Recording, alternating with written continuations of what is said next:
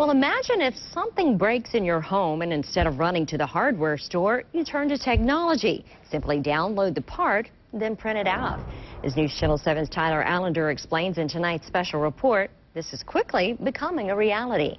Every engineering firm now has a 3D printer. They can make their parts. Architects uses this? Yep, architects, artists, product designers. They're not the only ones who are using 3D printers, though. It's becoming more and more popular. There's all different types. Over here is our MakerBot Minis. For all different costs. One for your home is priced around $350, but this costs as much as a new Ferrari. They'll be like microwave ovens. They'll be everywhere. But then there are some that are really high-end that can fuse different plastics and translucent plastics. the creative opportunities endless. As an engineering technician at Gulf Coast State College, Kurt Morris works in the nation's only Pledge Model Fab Lab.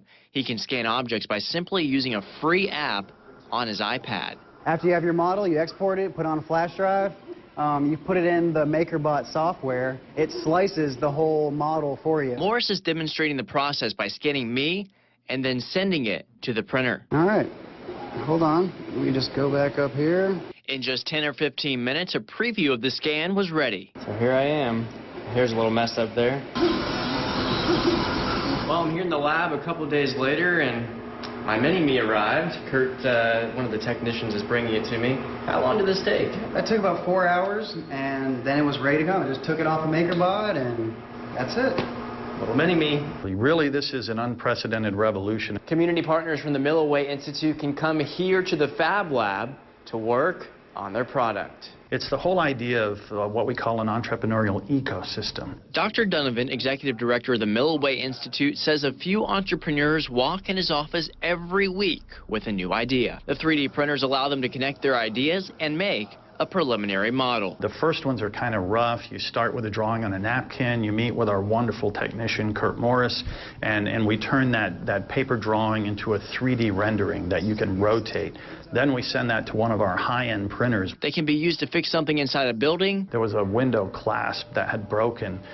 These are 100-year-old hotels. You can't find those made anymore. So, you know, he brought it in, Kurt redesigned it, strengthened it, and we worked with him and printed out 100. Or inside your body. You custom print body parts. In this case, the young woman during surgery, they took out her diseased trachea, they scanned it, and they printed her a new one out of that flexible polymers and replaced it right during surgery. As with any piece of technology, eventually the cost goes down, but what about the different parts? Some of the materials can be kind of expensive, the liquids, but some of the other plastic materials are literally pennies. According to Donovan, you have to think long term. It will pay for itself in time as entrepreneurs rely on partnerships to help them get a return on investment. In Panama City, Tyler Allender, News Channel 7.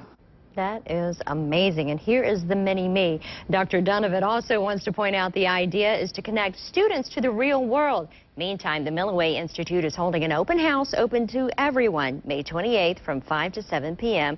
Faculty and staff at Gulf Coast State College are inviting you to bring your creative ideas. And Ron, it's a lot lighter than I was expecting. Yeah, very cool, huh? Looks just